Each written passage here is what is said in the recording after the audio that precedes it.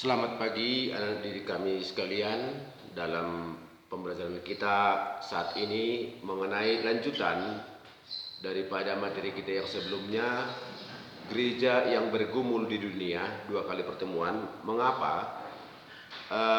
Di dalam materi ini sangat luas cakupannya, menyangkut tentang bagaimana kehidupan orang-orang Kristen dalam aktivitasnya sehari-hari.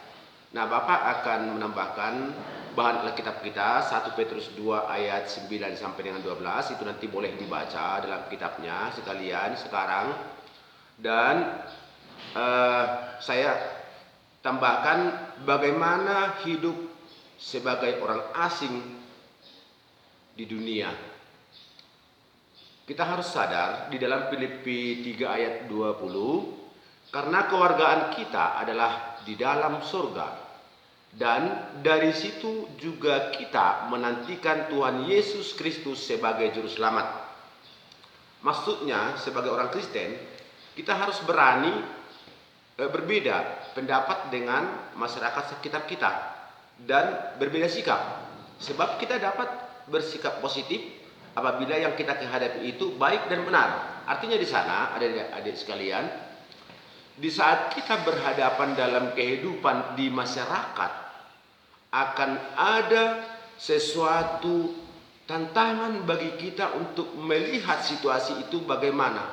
Apakah situasi itu sesuai dengan kehendak Allah, ataupun permasalahan itu sesuai dengan keinginan Allah, ataupun solusi yang dibuat oleh suatu perkumpulan itu sudah sesuai dengan acuan Allah, dan kebiasaan-kebiasaan yang ada di tengah-tengah masyarakat itu apakah sesuai dengan keinginan Allah ataupun sesuai dengan yang dianjurkan oleh ajaran Alkitab kepada kita. Nah, adik-adik sekalian, di sini jelas kita harus mengambil sikap positif. Mengambil sikap positif artinya apabila kita jumpai sesuatu tatanan kehidupan yang memang bertentangan dengan isi Alkitab. Nah, di sini kita harus menunjukkan daripada sikap positif kita itu, bahwa kita berbeda, ya, bahwa kita berbeda dengan orang lain. Nah, kemudian bersikap apa? Bersikap kreatif. Kreatif dalam menghadapi situasi-situasi yang sulit. Nah, artinya di sana kepada siswa kami, bagaimana pergumulan kita di tengah-tengah masyarakat, di pemerintahan, baik itu dalam nanti kalau adik-adik sekalian menjadi seorang pejabat. Artinya eksistensi kita sebagai gereja jangan sampai pudar iman percaya kita oleh karena pengaruh-pengaruh hal duniawi. Nah, jadi jelas di sana kepada siswa kami, tantangan sikap kita, sikap yang kreatif dalam situasi-situasi yang sulit.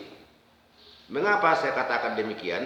Sebab kepada pejabat ataupun pimpinan kita, kepada orang tua kita, kepada orang yang memang kita harus bertanggung jawab, kita harus menyatakan sesuatu hal yang sesuai dengan kebenaran isi Alkitab. Nah, artinya begini, ada budaya-budaya di tengah-tengah masyarakat, bolehkah berbohong? Boleh, asallah supaya kita selamat. Nah, ini suatu dorongan bagaimana kita supaya lari dari prinsip itu, ya. Boleh kita berbohong di tengah masyarakat supaya kita selamat. Itu hal duniawi, artinya semu. Itu semu. Jadi artinya di sana kepada siswa kami sekalian, pergumulan kita sebagai warga kerajaan sorga di tengah-tengah dunia, kita harus penuh dengan suatu mengambil sikap yang kreatif. Kalau memang kita tidak diterima oleh karena identitas kita sebagai orang Kristen, ya silakan saja mereka berprinsip bahwa pendapat mereka itu benar. Ya silakan kita keluar. Sebab apa? Yang melanjutkan suatu kebenaran kita itu ke depan hanya Allah sendiri yang memperhitungkan itu kepada mereka, bukan kita. Nah, jadi memang seringkali kita diperhadapkan dengan situasi-situasi yang sulit, ya.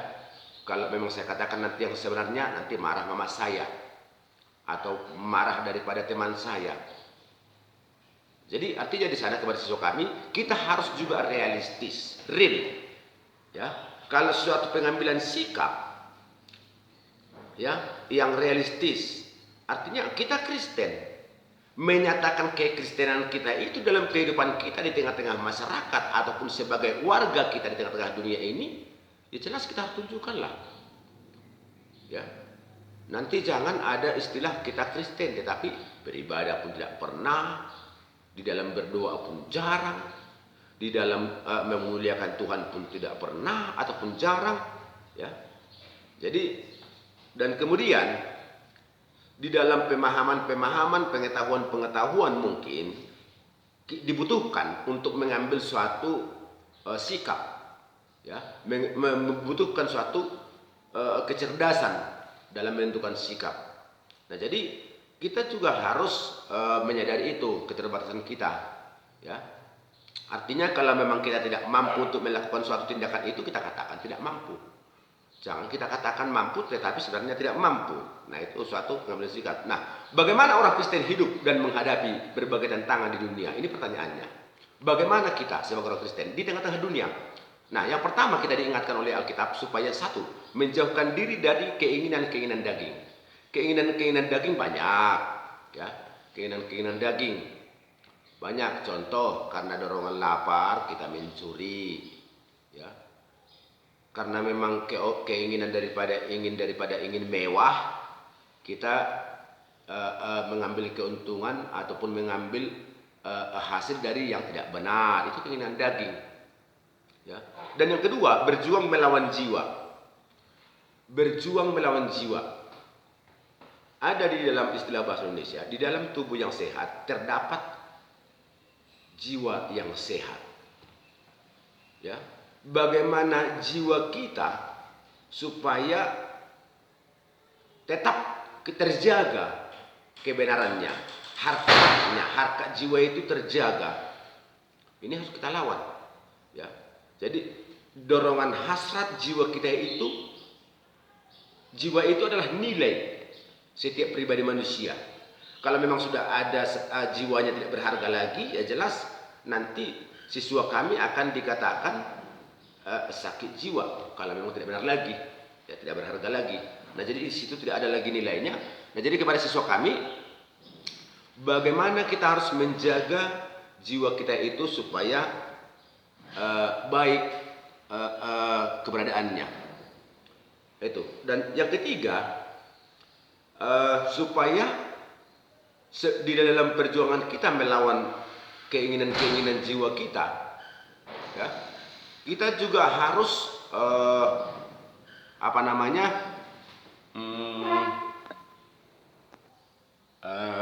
yaitu mengenai mewujudkan suatu bentuk perbuatan baik. Nah, itu yang dianjurkan oleh Alkitab kepada kita. Nah, artinya di sana mewujudkan, menjadi nyata tindakan-tindakan kebenaran itu dalam perbuatan-perbuatan baik, ya. Artinya tahu mengatakan yang benar di zaman sekarang banyak seperti itu. Tahu mengatakan yang sebenarnya, tahu mengatakan yang benar, tetapi tidak mampu menunjukkan kebenaran itu atau hal yang benar itu, ya.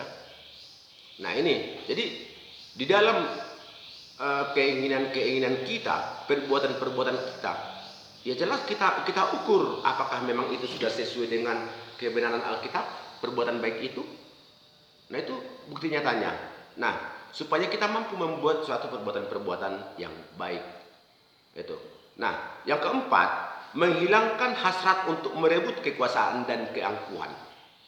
Nah, ini suatu hal yang dilarang oleh Alkitab kepada kita supaya kita jangan serakah, ya. Menghilangkan hasrat, suatu keinginan-keinginan, niat-niat untuk merebut kekuasaan dengan cara-cara yang hal duniawi.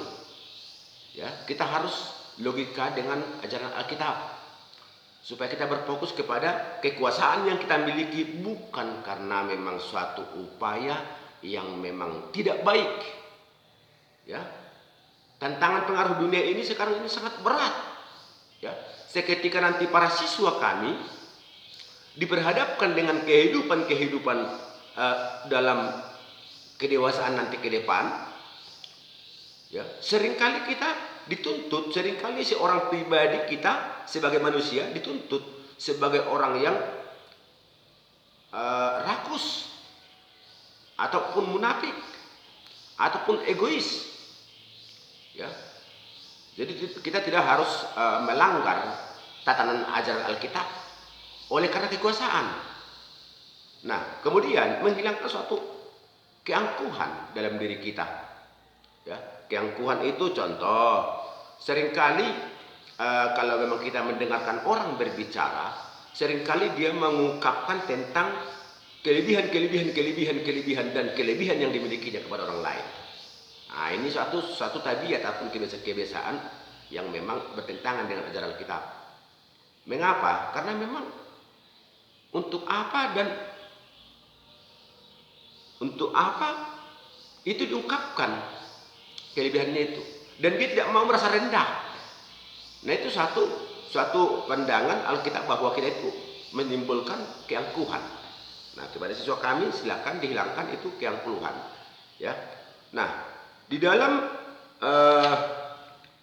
kitab Matius, seperti yang saya kutip 2 hari yang lalu, Matius 5 ayat 45, saya akan bacakan buat siswa kami.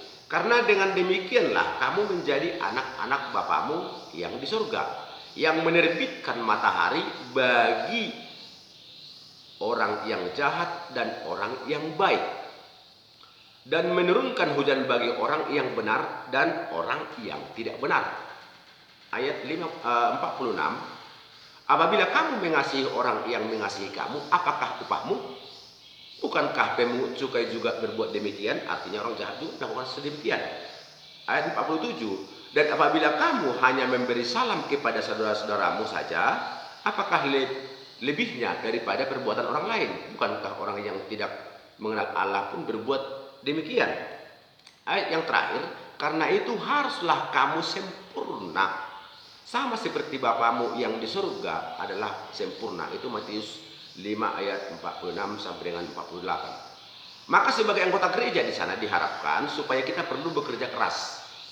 Bekerja keras dalam membedakan apa yang menjadi kehendak Allah dan apa yang menjadi keinginan dunia yang berlawanan dengan kerajaan surga. Ya. Jadi kita harus untuk memperdalamnya, silakan kepada siswa kami. Mari kita belajar daripada aktivis mahasiswa Ken M. Kate. Ya, bisa nanti kamu lihat di buku paketmu di halaman 53. Kalau di slide saya itu halaman 56. Nah, ada 10 tindakan paradoks, tindakan yang bertentangan dengan yang seharusnya, ya, yang perlu kita gumuli. Itu jadi tugas kepada siswa kami. Silakan diskusikan dengan keluarga, abang, saudara, dan siapapun nanti yang ada di lingkungan keluargamu, baik yang di kampung, mungkin boleh kamu tanya, tetapi ingat ada social distancing ataupun jarak dengan orang yang kamu tanya demi menjaga daripada penularan daripada virus COVID-19. Ya, untuk menjawab pertanyaan-pertanyaan yang ada dalam halaman 64 bagian G. Ya, nah, dengan mempelajari pendapat-pendapat daripada aktivis mahasiswa itu, Ken M. Kate, kita nanti bisa dapat suatu penambah wawasan, khususnya kepada siswa kami, bagaimana harusnya kita hidup di dunia. Nah, demikian pertemuan kita untuk pagi ini. Kiranya materi agama ini dapat meningkatkan, membangun iman Kristen, khususnya kepada siswa kami ke depan, supaya lebih mengenal bagaimana kerajaan Allah nyata di dunia ini. Artinya, pergumulan kita sebagai orang Kristen ataupun gereja di tengah-tengah dunia sudah dapat kita lakukan, ya, 100% benar menurut kehendak Allah. Sekian pertemuan kita dan sampai jumpa kembali.